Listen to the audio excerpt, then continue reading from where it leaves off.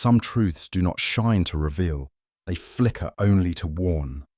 This story begins with a chapel no longer visited, a blind man who remembers what others chose to forget, and a candle left burning where justice dared not tread. Where are you tuning in from, and what time is it? Let me know in the comments. Now, step carefully. Some footprints were never meant to be followed. It was on a windless January morning, grey as old parchment and colder than a banker's heart, that I found myself once again roused from slumber by the sharp staccato of Holmes pacing upon the floorboards of Baker Street. The fire had long since guttered into quiet embers, and frost had curled along the inside of the window panes, casting ghostly patterns like brittle ferns upon the glass. Outside, London lay swathed in fog. Not the thick, choking miasma of summer, but the sparser crystalline veil of a winter untroubled by traffic.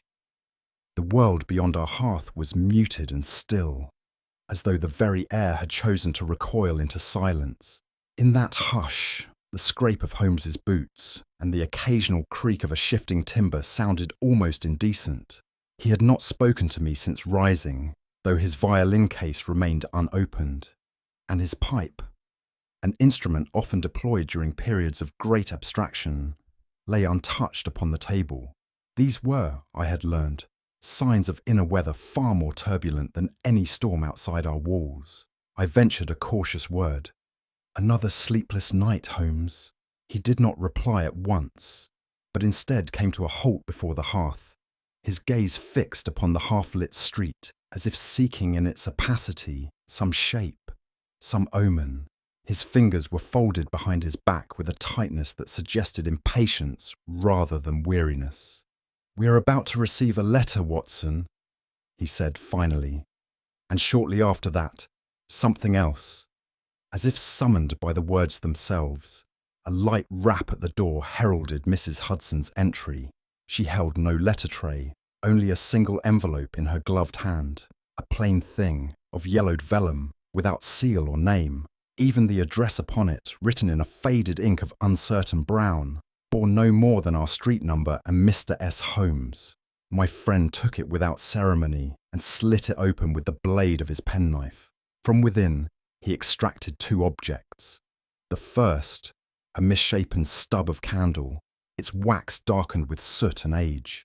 The second, a torn scrap from a newspaper dated October the 2nd, 1888. I recognised the masthead at once, the East London Advertiser. Holmes studied both items in silence, though his brows narrowed and his mouth grew thin. He held the newspaper fragment beneath the light, then sniffed the candle, as one might a poison. "No handwriting," I murmured. "No message, just relics." "Not relics, Watson," he replied softly. "Reminders." I caught the faintest shift in his tone. Not fear, but something rarer, a note of reverence, or perhaps premonition. Whatever its origin, it was enough to make me shiver, and not from cold. No more than 15 minutes had passed when the doorbell rang again. Holmes, still standing with the candle in one hand and the clipping in the other, made no move. I went down myself, and there, half folded within a grey shawl and the kind of bonnet seldom seen since the previous century, stood a woman who might have been no older than 50, but who bore the posture of someone long wearied by fear. "Dr. Watson?" she asked, voice barely more than breath. I inclined my head. "I have come, before they can stop me," she said. "Is he, Mr. Holmes, is he alone?" I assured her that he was and brought her upstairs. She moved like a shadow that had detached itself from a darker place and now wandered in unfamiliar light. Holmes rose, politely but not warmly, and gestured to the chair near the fire. "I am Mrs. Hestia Blake," she said, "though I dare say that name may not last another week. You see, Mr. Holmes, someone is trying to erase me." "From where?" he asked. "From your home, your memory." "From the world," she said simply. "I've had letters disappear, rent records vanish." The grocer denies ever having seen me, though I have shopped there 20 years. I have no surviving family. My parish refuses my name. Even the church that buried my husband no longer lists him. She looked up then, eyes red, but not from weeping. I believe I am being unmade, Mr. Holmes, like a name rubbed from a headstone, quietly, completely. It was the way she said it, not in hysteria, nor in theatrical distress, but with the calm of someone who had accepted her fate, that made Holmes sit straighter in his chair. He steepled his fingers beneath his chin and regarded her with a kind of cool scrutiny, as though appraising a painting hung askew. "Mrs. Blake," he said, "you received a visitor recently." Her lips twitched. "Yes, or rather, I saw someone who should be dead." "Do elaborate." "He came to my door 3 nights ago. I did not open it, but I saw his face through the broken pane above the latch." "And who was he?" She hesitated, then whispered, "He had no name, at least none that I ever knew, but I saw that face once before, in Whitechapel, in 1888. The air in the room shifted, though neither Holmes nor I moved. That year was not one to be invoked lightly in London. We had both known what it had brought. Holmes stood then, slowly, and for the first time regarded the woman not as a client, but as a witness. "Continue," he said. Mrs. Blake's gaze fell upon the melted stub Holmes had placed on the mantel. "There was a candle," she said, "not one I lit. It had been left burning in my hallway, though I never saw anyone enter. I blew it out, but the wax, it left a smear, like black pitch." Holmes retrieved it once more, held it to the firelight. "This wax," he said, "was poured deliberately. See here, remnants of wick aligned with precise curvature. Not a household candle, hand-dipped, industrial but crude. And the soot, far too dark." He handed the newspaper scrap to Mrs. Blake. "Do you recall this?" She blinked. "Yes. That article reported the discovery of a girl behind Mitre Square. Not one of the famous ones, no. But..." Her eyes had been closed, folded shut. "I remember because the vicar said it was an act of pity." Holmes gave no reply, but I saw him draw a breath, not shallow, but deep, as if he had reached the edge of a long corridor and now stood facing the dark within. "What was your name then?" Holmes asked, very quietly. "I don't understand." "In 1888, when you saw the face." There was a pause, a long, delicate thing. Finally, she said, "Hestia Mallory." Holmes did not speak for several seconds. Then, it was always going to return, wasn't it? We sat in silence after Mrs. Blake had departed. Holmes with his eyes fixed on the cold hearth, and I with 100 questions that dared not disturb the quiet. Then, abruptly, he rose. "I shall require a coat, my boots, and the revolver in the drawer beside the writing desk. Holmes, tonight, Watson, we go to Whitechapel. There is a room that has waited long enough to be remembered." And with that, the case began. Our cab wound its way eastward through streets whose names had long since lost their dignity, and whose very stones bore the grime of forgotten sorrow. The deeper we ventured into Whitechapel, the more the air thickened, not with mist, but with a kind of old, choking memory. It clung to brick and lamplight alike, and the further we travelled, the more it seemed to muffle every footfall and wheel turn. I have seen war-torn villages on the continent and field hospitals where hope was no less wounded than the flesh. But there was a silence in Whitechapel that neither cannon nor corpses could match. It was the hush of a place resigned to being overlooked. Holmes sat opposite me, his gaze unbroken, his hands clasped upon his lap. There was no pipe between his teeth, no monologue upon the condition of the fog or the driver's gait, only the peculiar narrowing of his eyes whenever we passed a corner where the gas lamps flickered without reason. "I wonder," I said, "whether she is mad or whether the world itself is simply growing crueler to the forgotten. Holmes did not reply. His gaze was fixed upon the gloom, as if hoping to catch it in the act of remembrance. We disembarked before a building that might once have housed a haberdasher's pride or a midwife's gentle trade. Now it stood sagging between two narrow tenements like an elderly widow in mourning.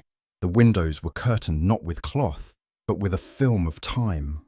Grime and smoke rendered opaque. A single rusted bell hung above the door, though no sound greeted our knock. Mrs. Blake received us in silence. She had changed little since her visit, save for the added pallor that often accompanies proximity to one's fears. She wore a shawl of indeterminate colour and led us up a flight of stairs with the resignation of one who knows that comfort is not to be found at the summit. Her rooms were near the top, tucked beneath the eaves, where the ceilings bowed inward like heads in prayer. The hearth was unlit. There was no clock, no ticking to betray the hours, and I noted, with a chill, that not a single mirror adorned the walls. Holmes took in the space at once. Though he said nothing, I felt inexplicably the urge to speak in whispers. It was not until we had stepped fully into the sitting room that I understood what disturbed me most. There, upon a low table draped with yellowed muslin, stood 6 melted candles, their wax pulled in quiet graves across the wood. Each stub stood before a photograph, faded images of women whose expressions, though blurred, bore a haunting commonality, a certain absence of surprise, as if the lens had caught them already waiting for something unspeakable. Some were dressed as servants, one as a laundress, another in what appeared to be a Sunday coat too large for her frame. All were nameless, unsigned, unlabelled. Their faces peered out like ghosts, not merely mourned, but forgotten by the world entire. "I light them every year," Mrs. Blake said softly. "One for each of them. They are never named in the papers. No relations. No one who claims them." Holmes stepped closer. "And what connects them to you?" She looked at him, then at the candles. "They once lived. That is enough." There was something unnerving in the austerity of the shrine. No flowers, no colour, no sentiment, only memory preserved in soot and wax. We seated ourselves, though the chairs gave more the impression of furniture left to mourning than comfort. Holmes remained silent for a time, then turned to Mrs. Blake with his most unobtrusive tone, the one I had often seen elicit confessions from hardened men and trembling debutantes alike. "You said you recognised a face," he prompted. "In the present day, a man presumed dead." She nodded once. It was after dark. I had returned from the butcher's, though he claimed no knowledge of my visit. I mounted the stairs, and as I passed the landing, I saw him, through the pane in the door below, his face in the glass. She swallowed. He wore gloves, a caretaker's coat. His hair had gone grey, but the mouth, the shape of it, it was the same. He used to come to our street in '88. Never spoke, just stood, always a candle with him. "Did you speak to him?" "No, he did not knock this time, but I know what I saw.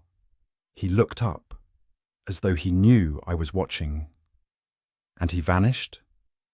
"As before, always without sound, as if he walks just ahead of the waking world."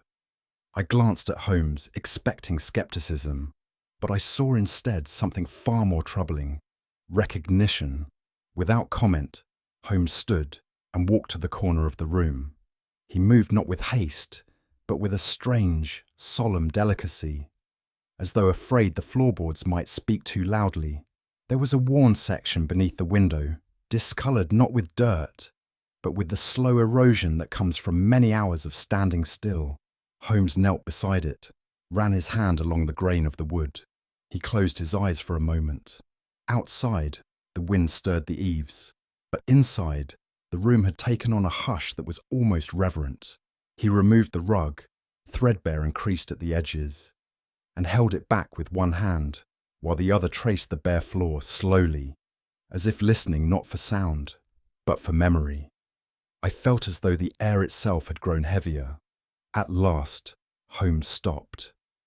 He had uncovered a faint series of lines, scratched not with a knife, but with something sharper in meaning, intention. The letters were crude, partially obscured by age and dust, but there was no mistaking the shapes. M.K. Alive. Holmes sat back on his heels, expression unreadable. Someone took the time, he murmured, to inscribe that when they believed the world would never hear them again. Mrs. Blake drew a hand to her mouth. Do you know what it means? I asked. I do, Holmes replied. And so, I suspect, does she? The woman did not answer, but her eyes never left the floor. Holmes stood again, brushing his hands. This is not the mark of haunting, Watson. It is something else. For a moment, I did not speak. There was a strangeness to the carved name, something that bypassed logic and struck a more primal fear. The floor beneath us was not simply old. It had been inscribed with the belief that someone could return from disappearance, not as spirit, but as intent. Holmes, standing now in the shadowed light of the window, stared into the street with a look I had come to fear. It was not agitation, nor dread. It was memory, and Holmes remembered everything. It is not a ghost that haunts this house, he said at last, his voice low. It is a man, one who believes himself already erased, and thus beyond consequence. A memory, Watson, sharpened to kill again. We did not speak further. The silence held its breath, and somewhere far off, a candle guttered in the wind. It was just past noon when Holmes and I arrived at Scotland Yard, summoned more by Holmes's unyielding persistence than any great goodwill from the authorities. Inspector Lestrade greeted us with the familiar air of mild exasperation, which Holmes had always regarded as proof of the man's relative incorruptibility. I'm not supposed to hand this over, Lestrade muttered, withdrawing a sealed folio from a locked drawer. But if I didn't think something devilish was stirring again in Whitechapel, I wouldn't be showing it to you, Holmes. Holmes accepted the folder in silence. Within it lay a single sheet, yellowed by time and spotted with water damage. The script was tremulous, the ink faded, and the name at the top barely legible. Constable Matthew Farley. Died in 91, stabbed in the throat by a man he was escorting to trial, Lestrade murmured. But not before he wrote this. Holmes's eyes scanned the page, his brow furrowed. Farley believed the Ripper had a second shadow, someone who followed him but never struck. A guide in silence. A madman's delusion? I asked. Holmes folded the letter gently. Or a man who saw what others could not bear to name. The note itself was brief, no more than 3 paragraphs in a faltering hand, but the implications were vast. He stood at the edge of the square, always before the blade, a candle, always a candle, never spoke, never followed, but waited, watched. Sometimes he looked at me. I did not speak, for fear I would lose my mind. He was not the Ripper. He was what the Ripper left behind. Holmes reread the words as one might examine a delicate bone dug from an old grave. He placed the paper flat on the inspector's desk and ran a fingertip slowly across the final line. I think he told him where to go. A watcher, Holmes murmured. An intelligence that chose not to strike, but to shape. I always assumed, Lestrade said uneasily, that Farley was inventing shadows to make sense of horrors too large for one man's hand. Holmes gave a slow shake of the head. Or too large for one man's guilt. He turned to me. Watson, if someone had guided the Ripper, not ideologically but logistically, what would that make him? A coward, I offered. Holmes's voice was quiet. No, a keeper of purpose, a keeper of flame. We had scarcely returned to Baker Street when Mrs. Hudson brought up a slip of paper, delivered not by post, but by hand. It read, in awkward capitals, Elsie Fry. Please, I need Mr. Holmes, not police. Urgent. A short address followed, written in a more practiced feminine script. Within the hour, we were making our way through a row of narrow dwellings in Spitalfields, where fishmongers' cries had given way to silence, and the scent of coal smoke clung to everything like grief. Elsie Fry turned out to be no more than 20, but her face bore the weariness of 50 winters. Her fingers were calloused, her dress faded, and she greeted us with a composure that spoke not of strength, but of long-practiced endurance. "My sister Mary," she said, "vanished 2 nights ago, gone without a word. I know girls go missing round here, and no one asks after them. But this wasn't like that." Holmes inclined his head. "What makes you say so?" "She was doing a kindness, sir, lighting candles." "Candles," Holmes repeated, his voice sharpening. "Yes, in an alley near Mitre Square. He gave her coins," Elsie continued. "Small and neat. Old, too, still with Queen Victoria on them. Said nothing, just pointed to where the candles were to be lit. Always in the same order. Always in silence." "And you saw this man?" She nodded. "Tall, wore gloves even in the rain, face pale, never turned his back, like he expected something from the dark." "Where exactly did this take place?" "There's a cut-through near Gunthorpe Street. Used to be part of a stable lane. No lamps. You wouldn't go there unless you were paid." "What did your sister say of him?" Elsie looked down. "That he never blinked, that his eyes looked full of smoke." Holmes placed a hand on his walking stick. "Miss Fry, has your sister ever mentioned the name Blake?" She shook her head. "No, but she told me, just before she went, that this was the last time, that she didn't want to light any more." Holmes led me next to a side street off Commercial Road, where the buildings leaned toward one another like conspirators. There, sandwiched between a closed pawnbroker and a vacant chapel, stood a shop without sign or name, its windows clouded by the grime of decades. "Candlemaker," Holmes said. Or was. The windows were black with soot. No footprints marked the threshold, and the handle bore rust the colour of old blood. Yet Holmes reached into his pocket, produced a narrow steel tool, and made swift work of the lock. Inside, the air was thick with dust, but beneath it lingered another scent, wax and tallow, faint but unmistakable. Shelves lined the walls, many bare, some still holding cracked moulds and broken stubs. In the centre stood a long wooden table, ringed with the stains of years gone cold. The fireplace had not been used in some time, but the ashes within were not ancient. "Someone has been here," Holmes said, "but only to remember." "What would one wish to remember in such a place?" I asked. He did not answer. Instead, he crossed to the far wall, where a sconce remained affixed, but missing its candle. Holmes crouched near the threshold of the side door, brushing away a layer of dust with the back of his gloved hand. A smear of residue clung to the floor, pale and soft to the touch. "Still pliable," he murmured, "and scented." He held it to his nose. "Lavender and lye. An old formula used only in institutional seals." I stepped closer. "Could it have come from a church?" He nodded. "Or a constabulary.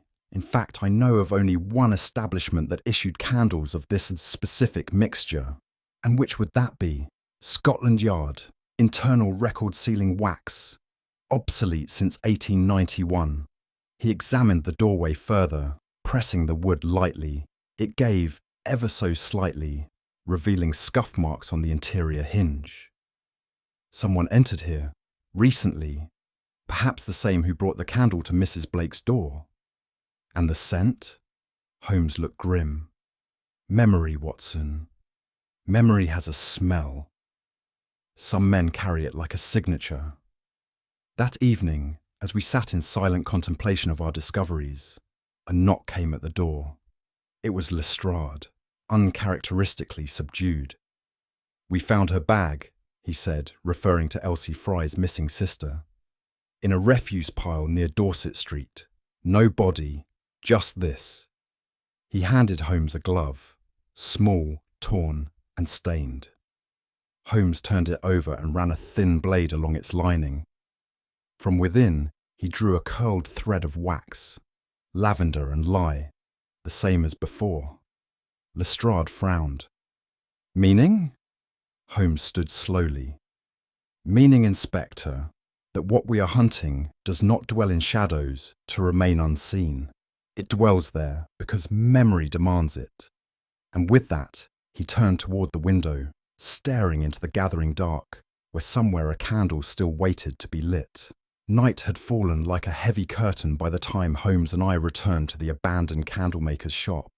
We approached it not as trespassers, but as men summoned by something long buried, as if the building itself had sent the invitation. Holmes produced a delicate brass tool from his coat, a skeleton key of his own design, thinner than a hair's breadth. With one fluid movement, he inserted it into the rusted lock and turned. There was no resistance, no groan of aged metal, only the softest of clicks. The door opened, not with complaint, but with resignation. Inside, the air lay dead and weighty, steeped in the aroma of ancient tallow and coal dust. The darkness was not complete. Faint light from the street filtered through a high, broken pane, casting warped shadows across the wooden floor.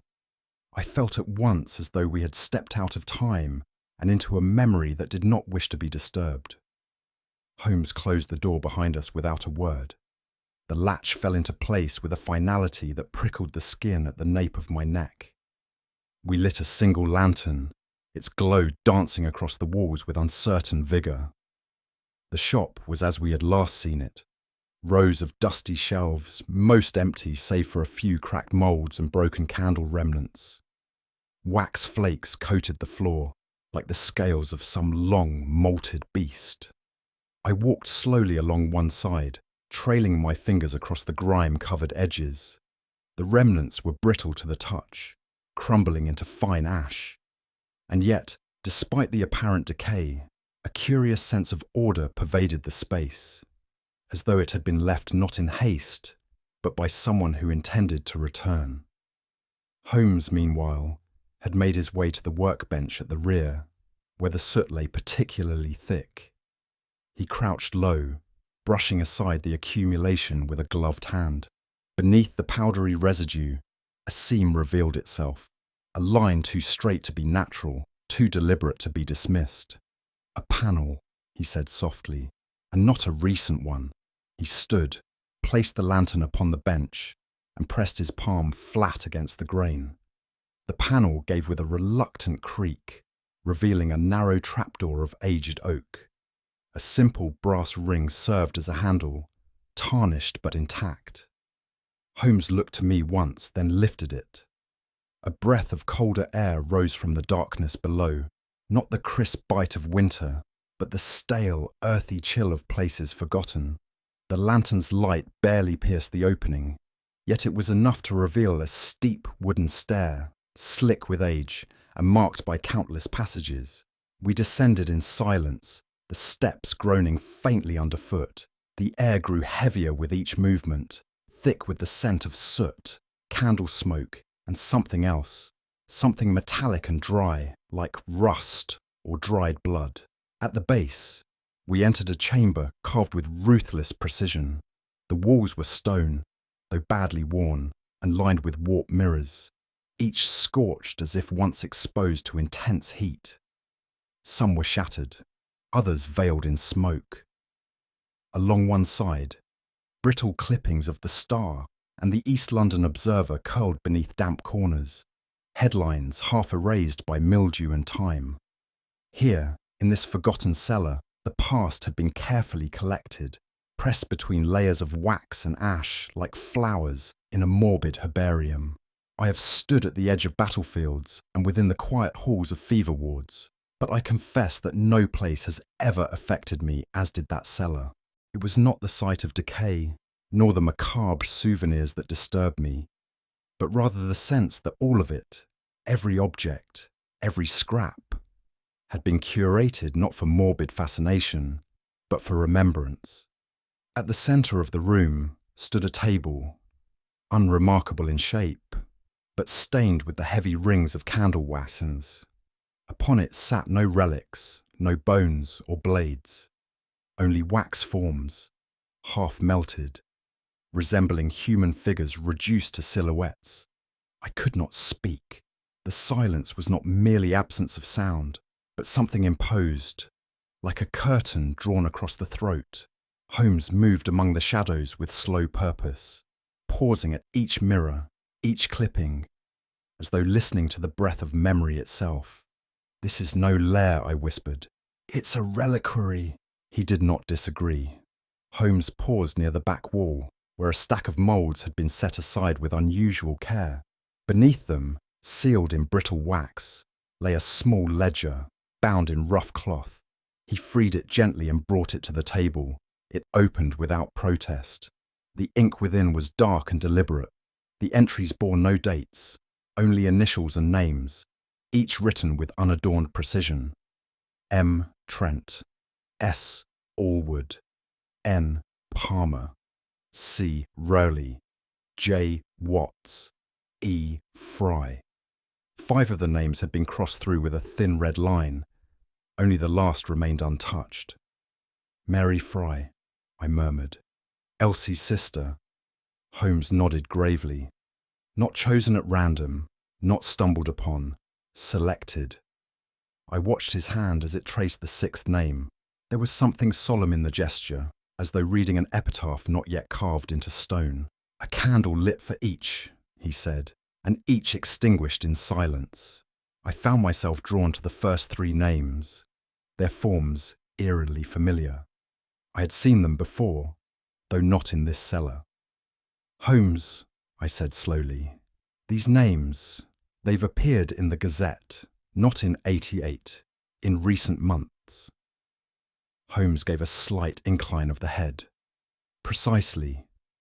You mean, this list is not a remembrance of the past, but a continuation of it," he said. With each name, the flame relit. I felt a strange chill, not from the cold of the chamber, but from the weight of implication. For all our talk of ghosts and echoes, the truth was far more harrowing. The pattern had never ceased. It had merely changed its rhythm, its instrument. "The same wax, the same ritual," I murmured, "but with new victims.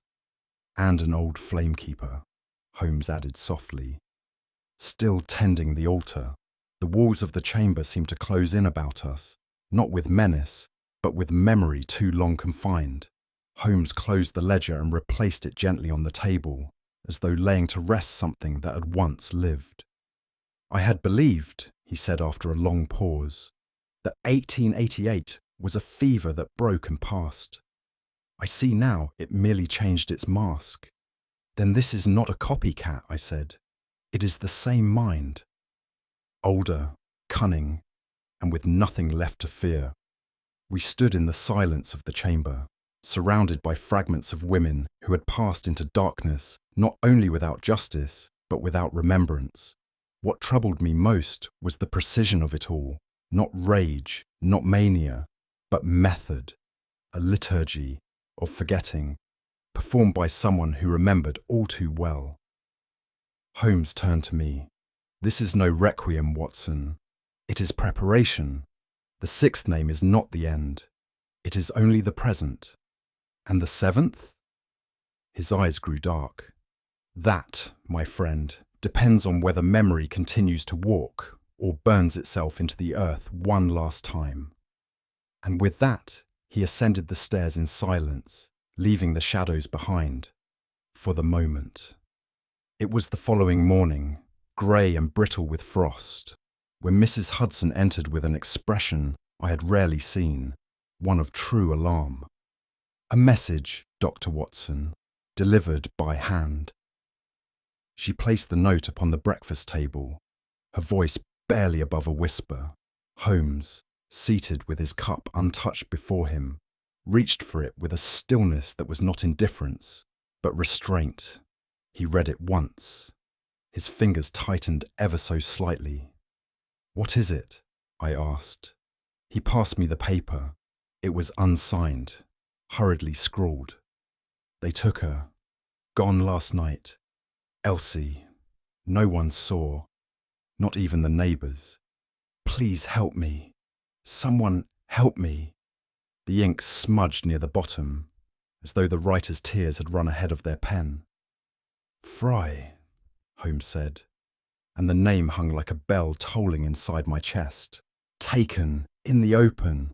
He stood then, too suddenly for my liking, and moved to the window. Outside, the fog drifted low and colourless over Baker Street. I was too slow, he muttered. The candle was already lit. There was a change in Holmes that day. Subtle but distinct, not in volume or expression, but in the quality of his silence. It was not the analytical quiet I'd so often observed in him, but a kind of inner reticence, as though every deduction was now accompanied by some deeper wound. He moved mechanically through our preparations, checking a map of Spitalfields with the precision of a surgeon, but the rhythm of his movements lacked their usual detachment. He did not speak unless prompted, and when I inquired after his theory, he only replied, "She was the last name, Watson." The ink was still wet. What of the alley? Were there signs? Only the impression of a struggle, minor, swift, no footprints, but wax.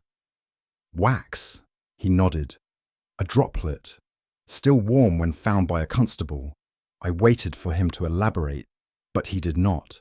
Instead, he stood again at the window, his eyes not on the street, but on something deeper, some vista the rest of us were not permitted to see. "Holmes," I said gently, "you must tell me what it is you fear." He did not turn. What I fear has already happened.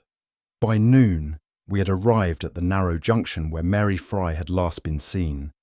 Between the iron railings of an abandoned workhouse and the back alley leading toward Mitre Square, the street, though quiet, was far from deserted. A few street hawkers lingered at the far end, and a carriage driver smoked near a lamppost, his eyes carefully averted. Holmes stepped into the shadows, crouched, and withdrew a small case from his coat.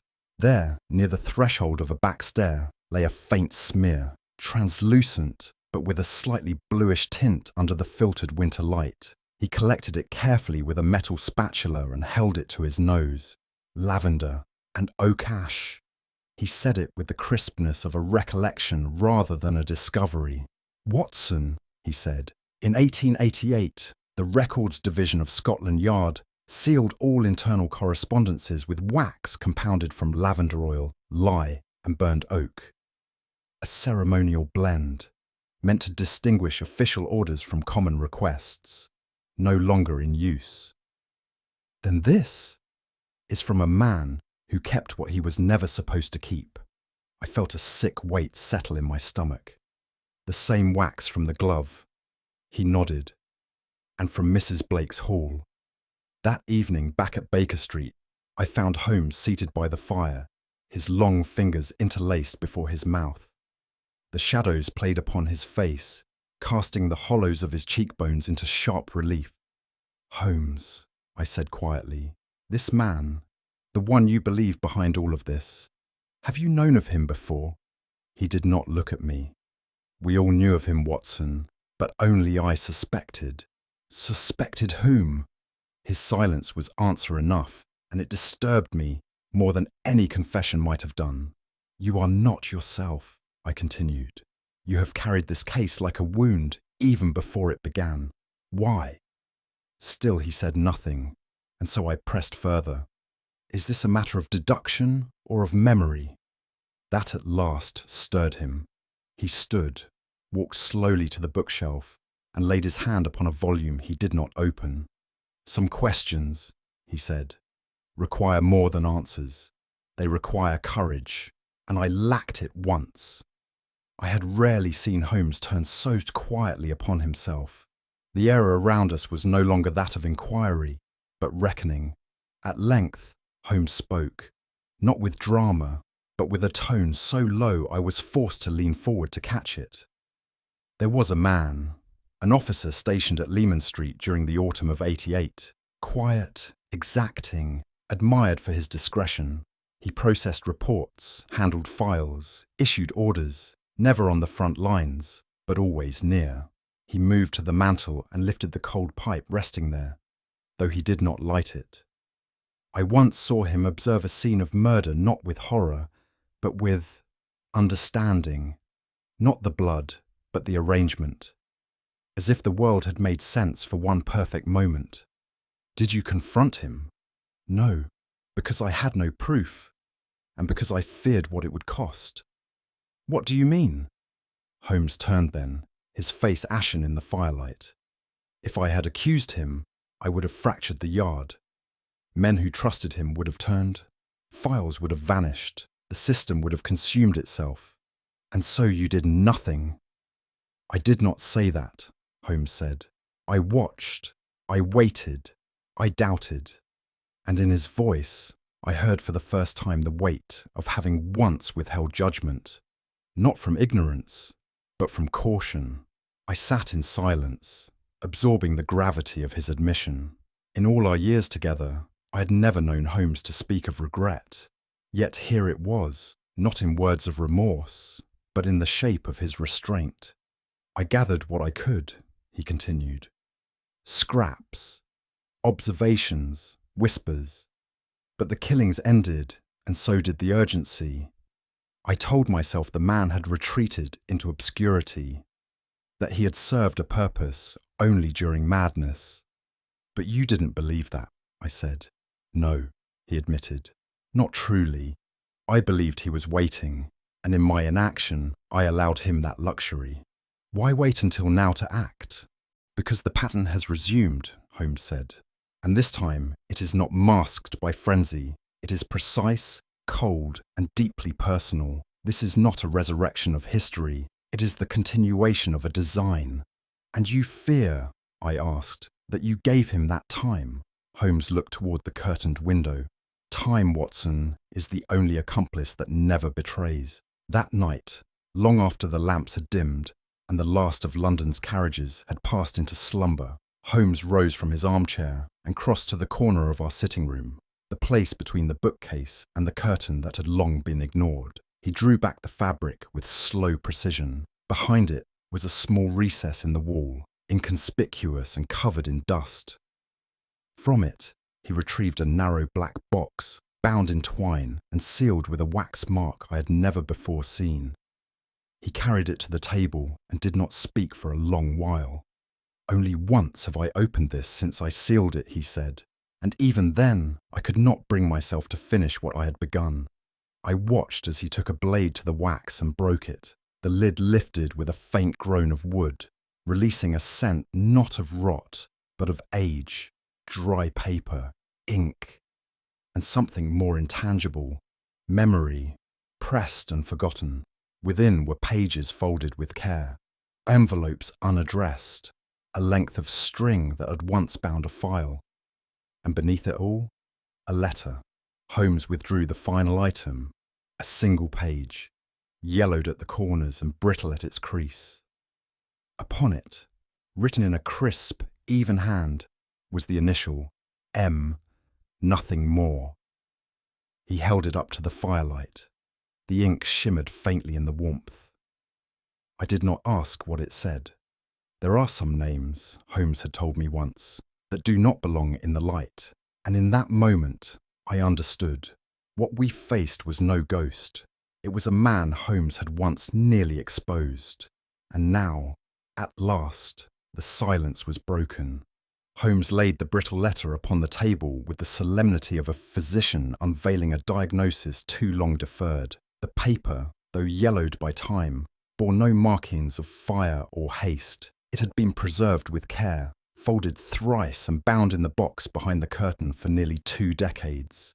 Its edge curled slightly, as though recoiling from what it contained. Though unsigned, the script was unmistakably deliberate. Each line composed with a peculiar steadiness, the characters lean and narrow, as though the writer feared leaving behind too much of himself. And yet, beneath the closing sentence, just where the signature should have lain, was a monogram faintly impressed into the parchment, G.M. A faint, bitter scent clung to the paper. a mix of old candle smoke and some sharp chemical trace that reminded me of the matches left too long to burn. Holmes did not speak. He sat with the page before him, hands clasped, eyes unreadable. I sensed that he had waited many years not only to read these words, but to allow himself the right to hear them aloud. Holmes began to read, his voice slow, restrained, and almost cold in its cadence. I was never the blade, though I often marked where it should fall. The city called it madness, but I called it design. There was a pattern to the blood, though none would see it. He trusted me, not as a friend nor an accomplice, but as an absence. I was the hollow behind the door, the footfall one step behind. I was not the act. I was the permission. Holmes paused, his brow furrowing just slightly. I leaned closer. They called it evil, but I called it order. I stood at the edge of chaos and gave it direction. There was something chilling in the steadiness of the prose. No flourish, no attempt at repentance. Just the plain voice of a man who believed himself the architect of something sacred. Gideon Mallory, Holmes murmured, more to himself than to me. The man who never wielded the knife, but made the wound possible. The letter continued, and with it a dreadful shape began to emerge. Less a confession than a philosophy. Mallory wrote of Whitechapel not as a district, but as a crucible, a place where the boundaries between morality and necessity had dissolved. When the world turned its face from the East End, I lit candles in its alleys, one per evening, one per corner, so that the eye might see, and the knife might know where to go. I never spoke, I only showed. I watched them walk. Some ran, some turned, but all, eventually, walked where I guided them. I looked to Holmes, whose expression remained grave. They thought the horror came from blood, but it came from silence. I was the one who kept the silence burning, the one who remembered the names long after the papers forgot. Holmes folded the letter, though he did not yet put it away. He believed himself necessary, I said bitterly. He believed himself correct, Holmes replied, and that is infinitely worse.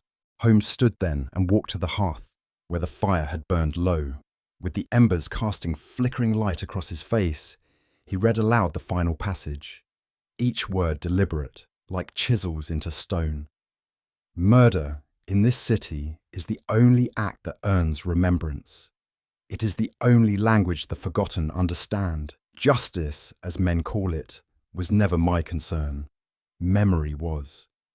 In a world where no one listens, a scream is not a crime. It is a prayer. You, Holmes, are the only one who ever looked where others would not. I have watched you. I have admired you, in my own way. I wonder whether you, too, ever feared that the only way to preserve truth is to bend it. A heavy stillness followed the last line. Holmes returned the letter to the box and closed it with finality. In his mind, he said quietly, murder was liturgy, and he, its priest.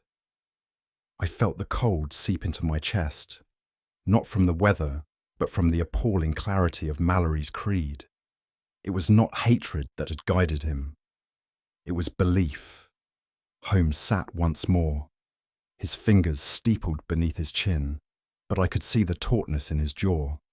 That letter, he said, was never meant for the yard. It was meant for me. He gestured toward the sealed envelope bearing the monogram. I found it in 1889, unmarked, folded beneath the files for the Mitre Square case. No signature, no explanation. It was placed for me to find, but never traced. Why not act then? I asked. Because he had vanished, every trail cold, no mention in records, not a trace in Whitechapel or beyond, and without a crime to bind him to, only the words remained. But surely you suspected. I suspected, he said darkly. But suspicion is not proof, and the city, weary of horror, wanted no more whispers. He looked toward the window, where the light of a distant gas lamp shimmered faintly in the night. I see now. He never left. He simply changed the candle. We spoke little the rest of that evening, but the following morning, Holmes emerged from his room with renewed purpose and a small slip of parchment in hand. "St. Agnes Chapel," he said, "off Cable Street. Do you recall the name?" "Barely," I admitted. "It hasn't been in service since the turn of the century." "Precisely. But in the margin of one of the constable's notes from the Farley file, there's a line. Caretaker lights candles for the dead, never speaks. Gloves, always gloves. And you believe?" "I believe he did not disappear," Holmes said. "He found sanctuary in the one place where silence is venerated, a church without congregation, a man without confession." We set out that afternoon, under a veil of thin rain. The chapel stood hunched behind a low iron fence, its steeple cracked, its doors dark with age. Yet the interior, when we forced entry, was not abandoned. It had been maintained, not lovingly, but precisely. A broom rested in the corner, fresh wax marked the floor before the altar, and along the wall 6 candles had been placed, each with a name carved faintly into its holder. Holmes stood in the chancel for some time, his gaze sweeping over the stones, the ash, and the strange, steady presence of the unseen caretaker. He touched nothing, only listened. "He didn't run," he said at last. "He transformed." I turned. "You mean he became a clergyman?" "No," Holmes said. "He became the absence he once occupied, a man who speaks to no one, answers no one, but remains present at every burial, who lights candles not out of grief, but habit." He gestured to the wax on the floor. "This is not for the mourned. This is for the remembered. 6 women, 6 flames, each extinguished in order, and a 7th still waiting." I looked about the chapel, half expecting the man himself to step from the shadows. "But how do we find him?" Holmes's voice was very low. "We do not find him, Watson. We wait, because he has already invited us." The moment Elsie Fry vanished, he called the final ceremony into motion. "And the final name?" Holmes turned to me, his face unreadable. "Perhaps mine. Perhaps yours. Or perhaps the last woman who dared to remember the dead."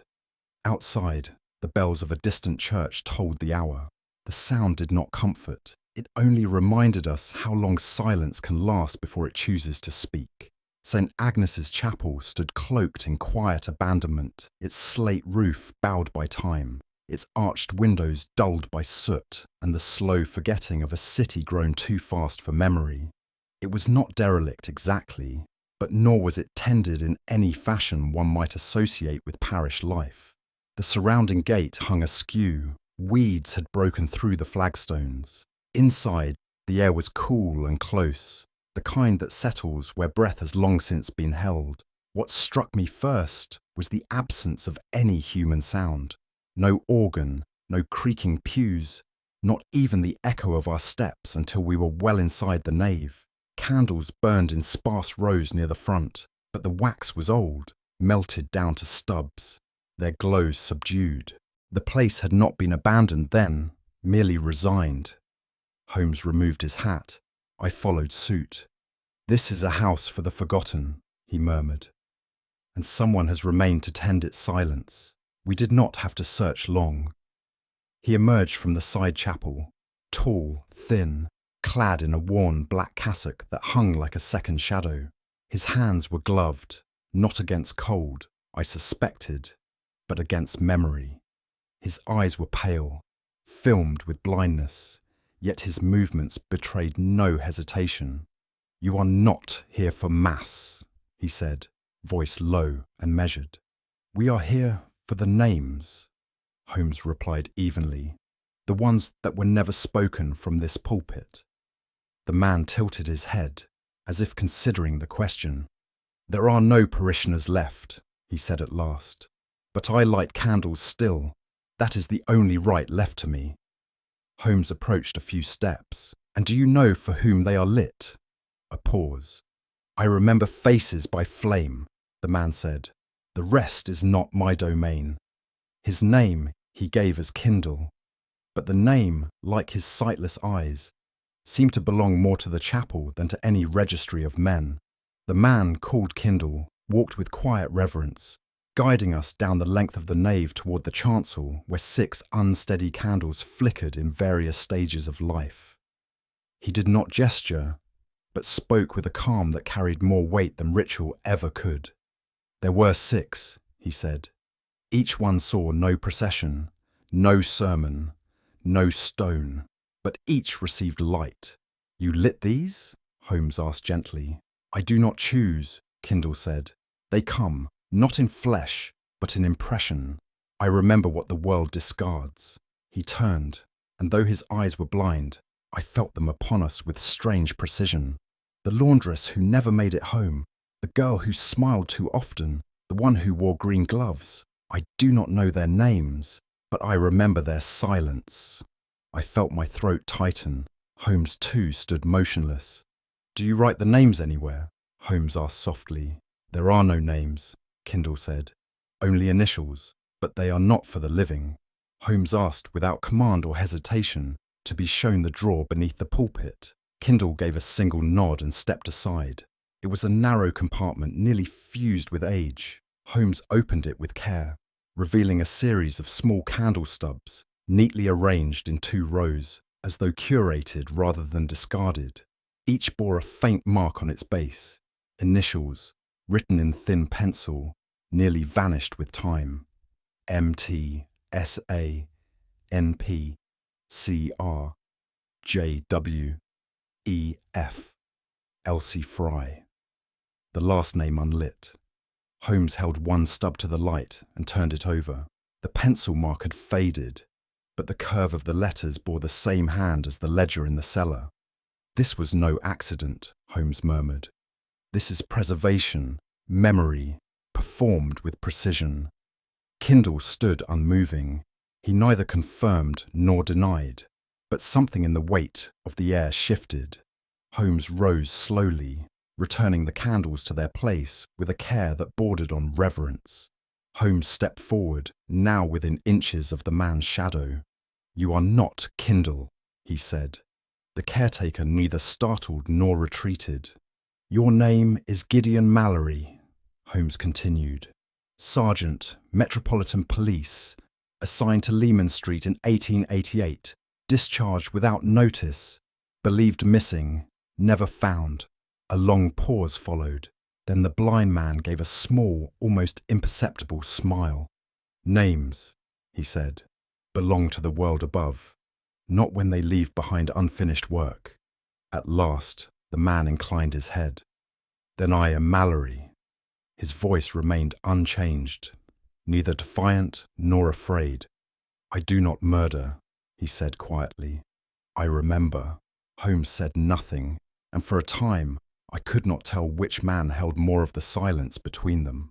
Mallory walked slowly to the altar and placed a hand upon it, not in devotion, but in something resembling memory. His gloved fingers moved, as though feeling the names carved into wood no one else could see. "I never lifted a knife," he said. "Never chose who, never how, I merely lit the way." "You guided the hand," Holmes said evenly.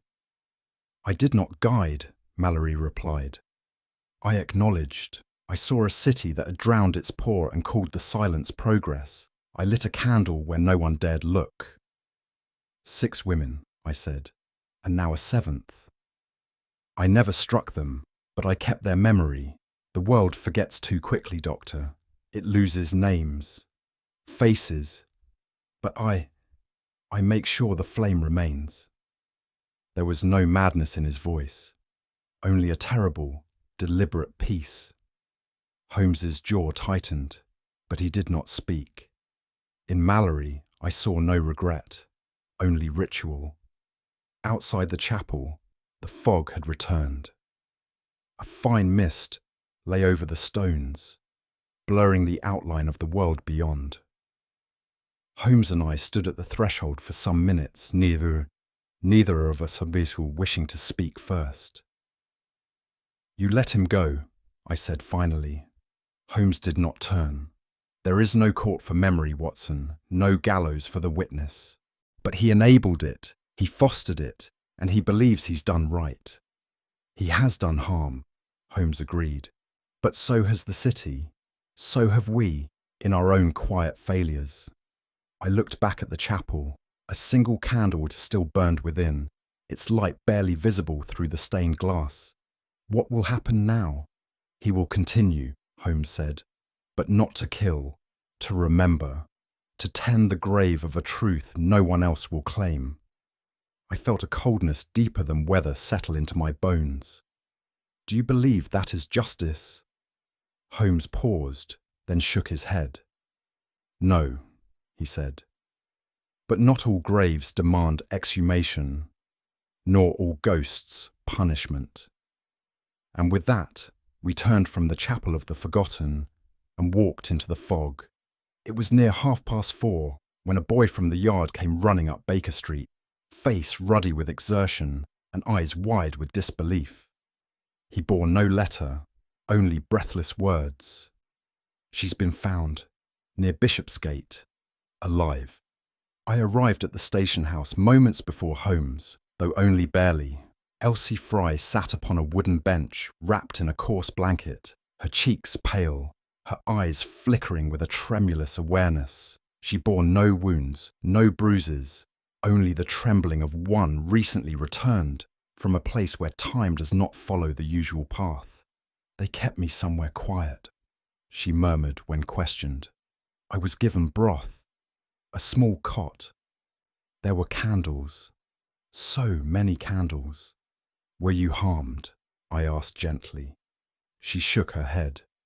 No, not touched. But the silence was loud. She spoke no name. She claimed to have seen no face. Holmes did not question her. He stood with hands behind his back, watching as one might watch the end of a storm. That evening, as the fog thickened along the Thames and the gaslights wept amber through the haze, I confronted Holmes in our sitting room, unable to contain the tide of unanswered thoughts. She was taken from a public street in daylight and returned without ransom, without harm. And you offer nothing? Holmes stirred his pipe. His gaze settled somewhere far beyond the lamplight. She is safe, he said. No harm will come to her now. But surely, I said, she is safe. His voice was quiet, but cold as the iron clasp of a locked diary.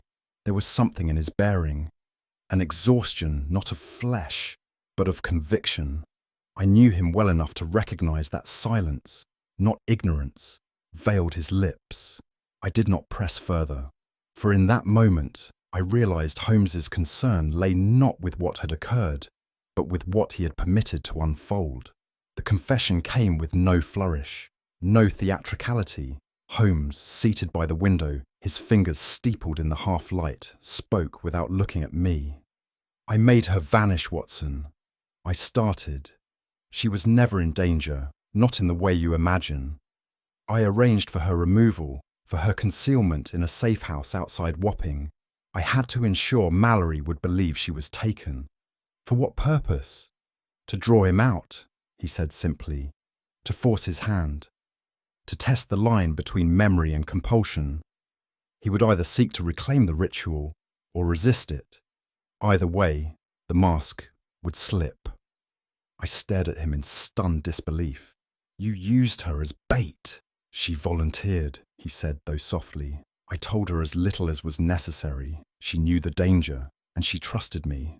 But you manipulated her nonetheless. He nodded slowly. In pursuit of truth, he said. But at what cost? I cannot yet say. It was some time later, the fire having burned low, when I noticed the subtle change in Holmes. Not the usual fatigue of mental exertion, nor even the fidgeting stillness that marked his quiet brooding. This was something deeper, a weariness of conscience. His hands, so often still with poise, now trembled faintly. His gaze no longer pierced but drifted, as though he looked through the walls of Baker Street into some murkier chamber of his own making. I spoke gently. "You are not at ease." "No," he said, "nor ought I be." There was no bitterness in his tone, only resignation. "I have long acted under the assumption that truth, when revealed, possesses its own inherent value. But there are truths, Watson, that do not exonerate, nor condemn. They merely endure, like fog, present but intangible." He stood and paced the room slowly. "I once thought it was enough to illuminate the crime, but in this I have only cast longer shadows." It was nearing midnight when Holmes at last spoke the words he had, I believe, long held back. "I lit the flame, Watson." I turned toward him. He stood at the window, his silhouette outlined by a dull glow from the street lamp. "I gave Mallory the spark," he continued, "not by approval, but by pressure. I moved at each piece until his hand was forced. I'm not certain whether I exposed a monster or authored a confession." "You're not responsible for his crimes," I said. "No, but perhaps I am responsible for the frame in which he has chosen to hang them." He looked at me now with a weariness I had seldom seen in him. "There are hunters, Watson, and there are watchers. I have always been the former, but in luring him, I may have stepped too close to the fire." He did not seek comfort, nor did I offer it. Some things, I have learned, must be borne in silence.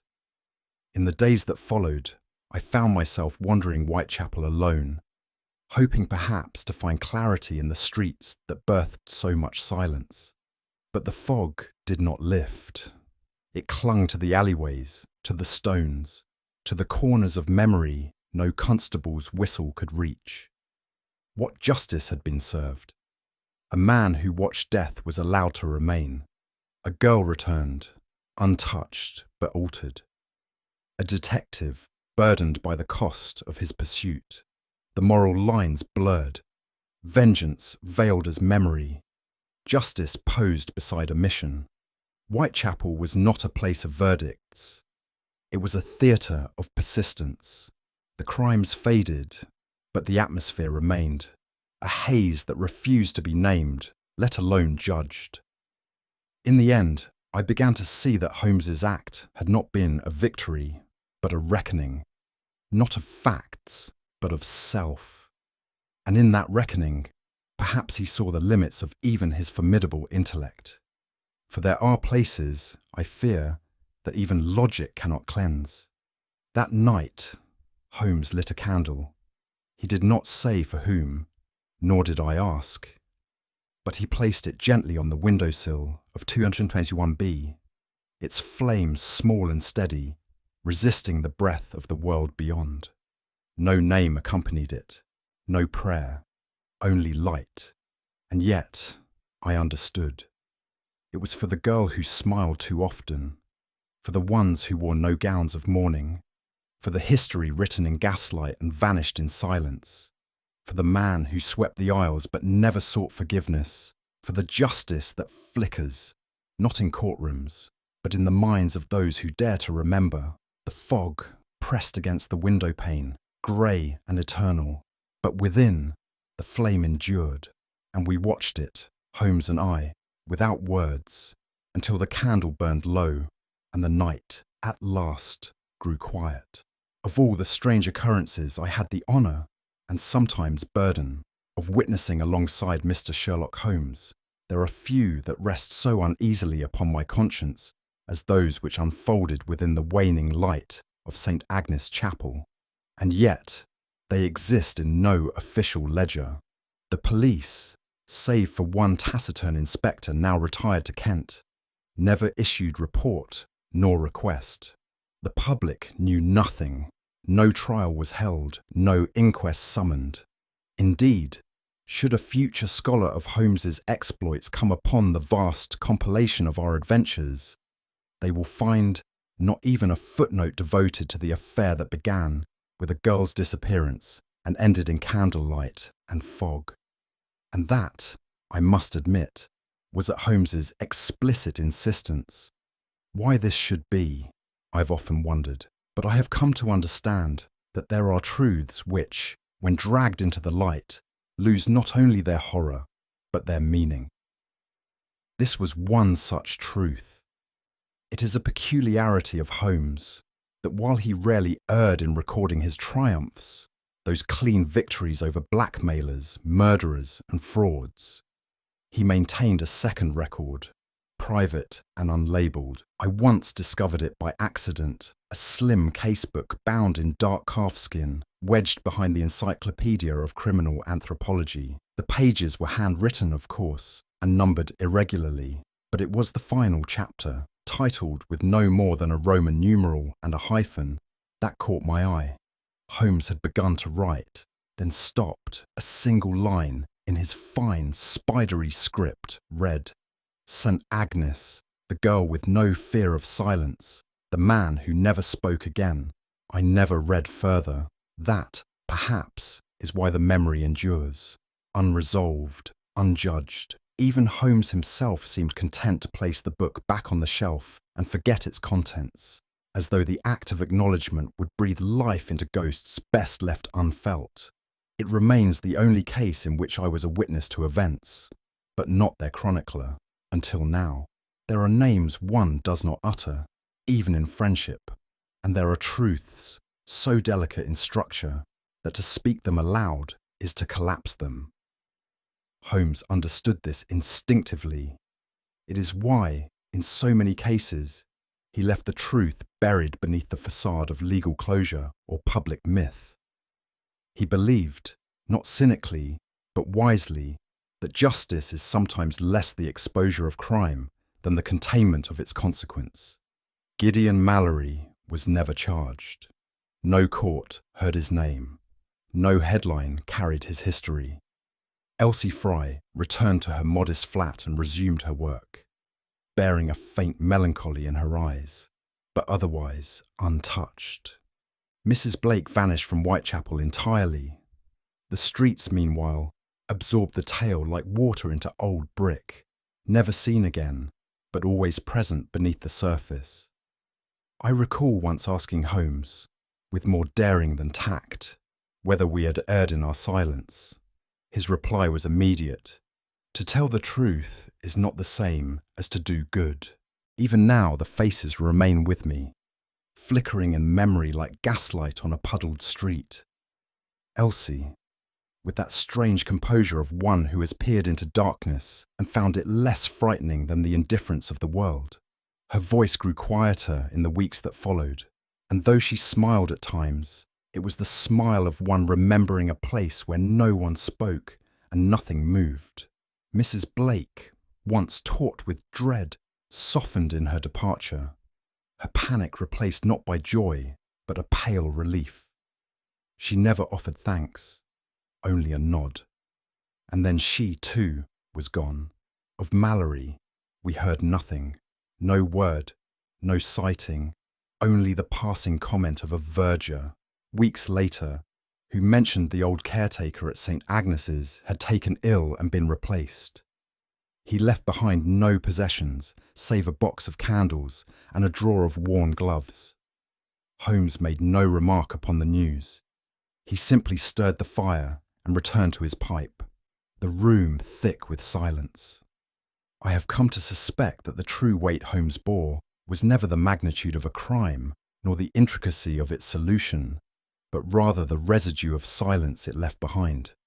It is easy, in retrospect, to admire his precision of mind and admire the elegance of his deductions, but I, who sat beside him in carriages, trudged behind him down fog-laced alleys and watched him when he thought himself unwatched, can attest to the burden his silences held.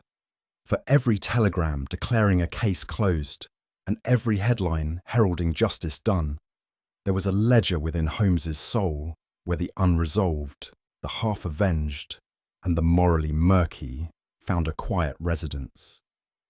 His triumphs were often shaded not by pride, but by restraint. His victories, earned through sacrifice rather than satisfaction. How many such ghosts he carried I cannot say. Some, like Sergeant Mallory, bore no legal sentence, yet hung over him with the weight of verdicts never delivered. Others remained unspoken, known only to Holmes and the lonely gods of the unseen. He was not a man of sentiment, but neither was he empty of sorrow.